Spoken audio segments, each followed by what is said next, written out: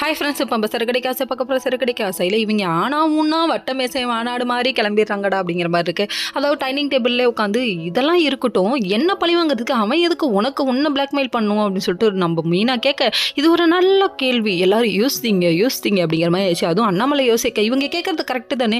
பழி வாங்கணும்னு நினச்சா யாரை வேணால் பழி வாங்கலாம், எதுக்கு ஒன்றுக்கு போய் மொட்டை கட்டி தாசி போடணும்? அப்போ நீங்கள் 2 பேரும் ஏதோ தப்பு பண்ணியிருக்கீங்களான்னு கேட்டுக்கிட்டே ஏன்டா இருக்க, அடித்து பேச வேண்டாமா ஆமான்னு அப்படிங்கிற மாதிரி ஆச்சு. இதெல்லாம் ஒரு பக்கம் இருக்கா. இன்னொரு பக்கம் போலீஸ்க்கு ஏன் போகிறீங்க, போலீஸ்க்கு போகக்கூடாது அப்படின்னு சொல்லிட்டு உதறுது. யாருக்குன்னு பார்க்குறீங்களா? நம்ம ரோஹிணிக்கு தாங்க. அதுக்கப்புறம் இது பண்ணுறதே சரியில்லையே அப்படின்னு சொல்லிட்டு ஒரு கண் வச்சுருக்காங்க.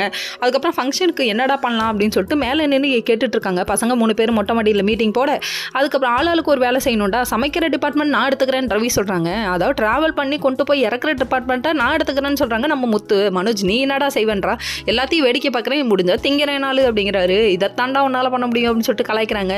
இதெல்லாம் ஒரு பக்கம் இருக்க. கீழே ஒரு பக்கம் வந்து என்னென்ன தேவைன்னு எழுதிட்டு இருக்காங்க நம்ம மீனா. அந்த டைம் பார்த்து ஸ்ருதி வேற என்னென்னம்மா எழுதுற, என்னென்ன டிஷ் அப்படின்னு சொல்லி கேள்வி கேட்க, அது மாவு பஜ்ஜி, இந்த சோளா பஜ்ஜிலாம் வேணாம், ஏதாவது இந்தியன் டிஷ்ஷாக பண்ணுங்க அப்படின்றாங்க. அந்த டிஷ்ஷாக பண்ணிட்டு இருக்கும்போது எனக்கு மைசூர் போண்டா வேணுங்கிறாங்க. இதை கேட்டோடனே மீனா செய்கிறேன்னு சொல்லிட்டாங்க. இதை பார்த்தானே ரோஹிணிக்கு டவுட்டு, வெளியில் அடிச்சுக்கிற மாதிரி இருக்காங்க, உள்ளுக்குள்ளே என்னையா நடிக்கிறாங்களா அப்படின்னு சொல்லிட்டு டவுட் வருது. இதில் ஆமாம் இது பெரிய இந்த ராஜ ரகசியம், அதை கண்டுபிடிச்சாங்கப்போ அங்கிட்ட அப்படின்ற மாதிரி இருந்தது.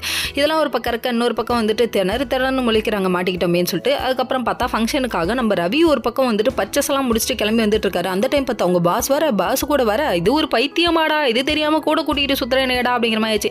உன்னால எனக்கு 500 ரூபா தண்டான்னு சொல்லிட்டு திட்டுன்னு திட்டுறாங்க. Okay friends, next